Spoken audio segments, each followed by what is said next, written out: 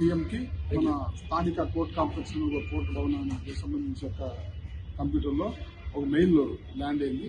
దాంట్లో సారాంశం అంటే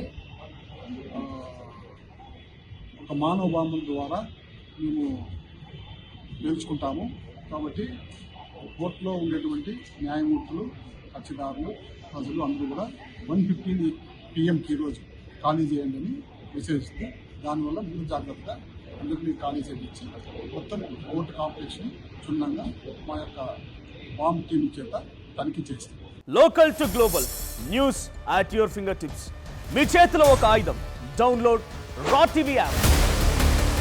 media legend Ravi Prakash is back.